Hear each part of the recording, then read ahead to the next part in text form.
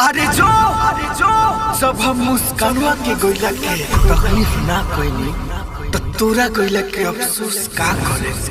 आई एगो बात तू सोचत होबे कि तोरा गोइला के बाद रोएम खूब। अरे ना रे पुष्पा पुष्पराज मैं झुकेगा नहीं साला।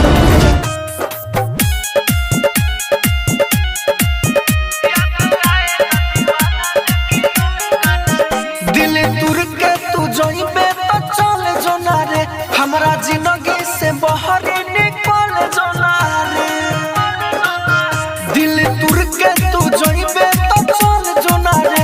हमरा जिंदगी से बाहर निकल जोना रे। कहिले हम नई खेबो में लोर से गमछा भी होएगा नहीं।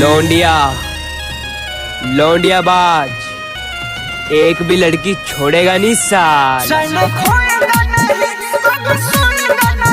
याद आएगा दीवाना लेके रोएगा नहीं। चलो खोएगा नहीं, सुनेगा नहीं। याद आएगा दीवाना लेके रोएगा नहीं। Music by Arnav Prakash.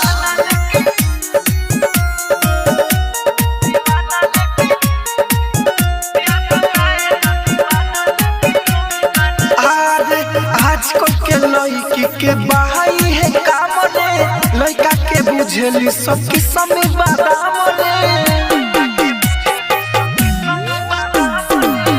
हम हई लड़का बबी नायका जमाना के, वेटिंग में रखले बानी हम के तना जाना के।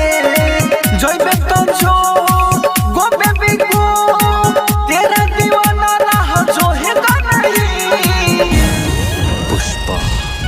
पुष्पराज मैं झुकेगा नहीं साला। खोएगा नहीं, सुनेगा नहीं। याद आएगा दीवाना लेके रोएगा नहीं। खोएगा नहीं, सुनेगा नहीं। याद आएगा दीवाना लेके रोएगा नहीं। Music by Arnav Prakash.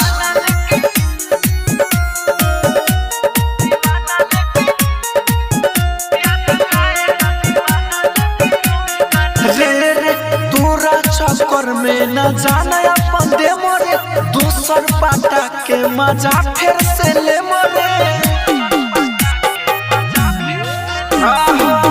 कृष्णा बसंत अनिल राहुल राजा धानी, फेरू से शुरू करी प्रेम के कहानी।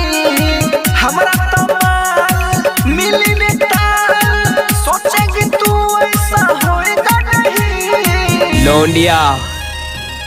लौंडिया बाज एक भी लड़की छोड़ेगा नहीं साल।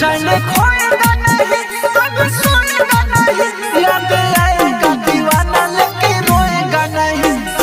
खोएगा नहीं, सुनेगा नहीं। याद आएगा दीवाना लेके रोएगा नहीं।